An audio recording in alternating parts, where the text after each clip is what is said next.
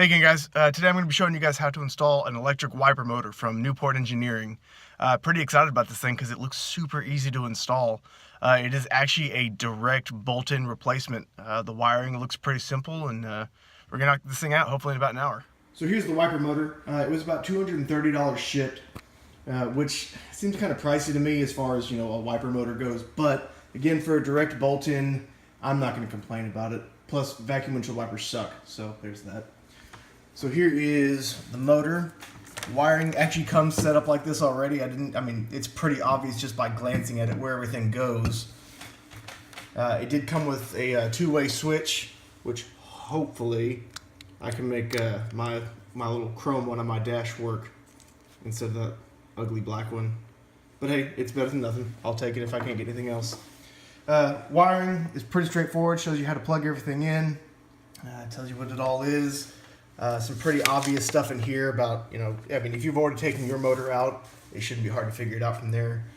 Comes with some nylon washers, a couple of bushings, and even, thankfully, new clips to actually hold the wiper arms onto the motor because I lost my spring.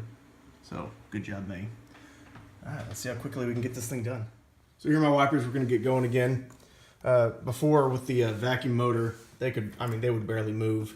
They're both supposed to move together, but I've got the wipers disconnected right now because I've messed with this motor so much trying to get it to work properly. Kind of wanted to run an original vacuum motor, but it was such a turd. It was just not worth the trouble. So I'm gonna show you guys real quick where the motor is on the inside. It is back under here behind the glove box and also behind the radio. So there's, see if I can get a light on. Apparently not. There's the motor. You can see the arms are already disconnected. It's just two little bolts that hold it in place. I can get out of my own darn way. One right there, one on the other side. The Newport one looks like it matches it pretty much exactly, so I'm going to pull this out real quick and get the new one in. Okay, I'd be lying if I said this part was any fun. I'm sure that somebody much better than me could just reach into the glove box and get this. I'm going to lay upside down and pull it out, so... shut up.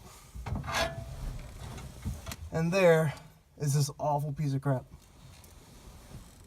So besides just flat out having it rebuilt, I've tried a bunch of different things to get this thing working again. A bunch of people gave me some different bits of advice, including filling the thing with transmission fluid, letting it sit for 20 minutes, cycling the motor, but I had absolutely nothing out of it. Like, the motor would rotate back and forth, but it was not near strong enough to actually run the wipers, and so even if I could get it to work once or twice, it wasn't worth trying to stick with it, especially once I get stuck out in the rain. Oh, which reminds me, I even tried wetting the windshield wipers to see if it would work any better. But once upon a time, I'm sure it was great, but now we're going to throw in an electric motor. So you can see how the bolt holes line up where they're supposed to. This is, man, the more I look at this, the easier I think this is going to be. This is going to be an absolute breeze. So, time to toss in and get it wired up. Okay, so here's the deal. There's a little adjustment screw I need to show you because it's not in the directions, and this has been driving me insane for the last hour. Yeah, that's how long I said the install was supposed to take. So, there's an adjustment screw that adjusts the control arm, and if you don't know where it is, your arms may bind if it's not exactly where it should be. It was close, but not quite, so I'm going to show you where this is at. Out. So this little Allen wrench piece right here, that'll allow this arm to move back and forth. So I'm going to loosen it and put the motor where I need it. Check the arms, make sure they move where they're supposed to, and then we'll go from there. Okay, so this probably should have been a lot easier than I tried to make it, but it's in there. Everything works just like it's supposed to.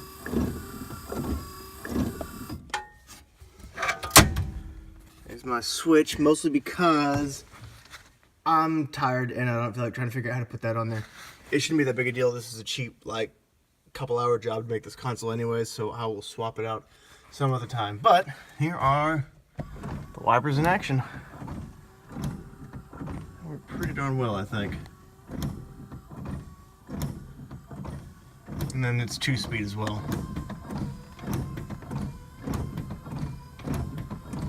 Easy enough.